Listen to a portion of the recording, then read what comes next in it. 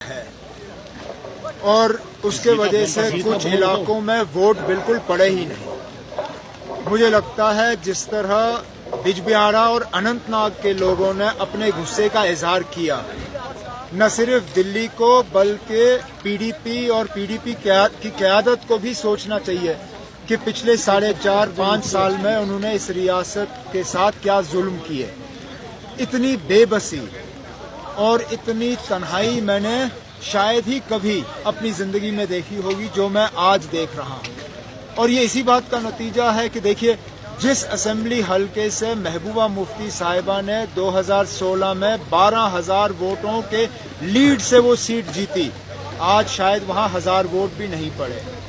تو مجھے لگتا ہے یہ سب سیاستدانوں کے لیے ایک سبق ہے کہ موقع پرستی جو ہے لوگ پسند نہیں کرتے۔ یہاں پہ جب تک ہم لوگوں کے فائدے کے لیے کام نہیں کریں گے، جب تک ہم ریاست کے فائدے کے لیے کام نہیں کریں گے، تب تک لوگ ہمیں جو ہے ساتھ نہیں دیں گے۔ آگے کے جو فیز ہونے ہیں، میری لوگوں سے اتنی ہی گزارش ہے کہ اپنے ناراضگی کا اظہار کرنے کے لیے وہ گھر نہ بیٹھیں، وہ اپنی ناراضگی کا اظہار ووٹ کے ذریعے کریں۔ ووٹ اس امیدوار کو دیں جو امیدوار دلی جا کے صحیح معنی میں ان کی نمائندگی کر پائے گا، جو وہاں پہ 370 اور 35A کو بچانے کے لیے بات کرے گا۔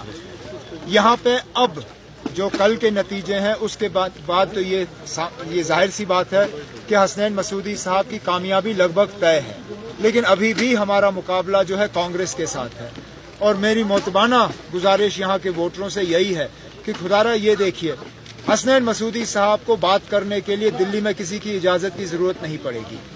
حسنین مسعودی صاحب جب بات کریں گے تو یہاں لوگوں کی بات کریں گے۔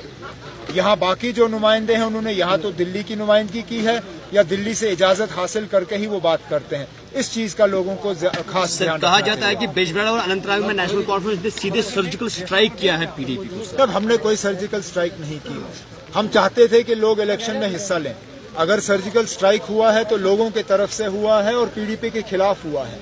اب بج بہارا میں پی ڈی پی کو ووٹ نہ ملے، اننت ناگ میں پی ڈی پی کو ووٹ نہ ملے، اس سے خود ہی پتہ چل جاتا ہے کہ پچھلے 5 سال کی تباہی کا لوگوں کو کتنا غصہ ہے۔ تھوڑا دلی کو سنجیدہ ہونا ہے اس حوالے سے، کیونکہ دلی ہمیشہ کشمیری کو اگنور کر رہی ہے۔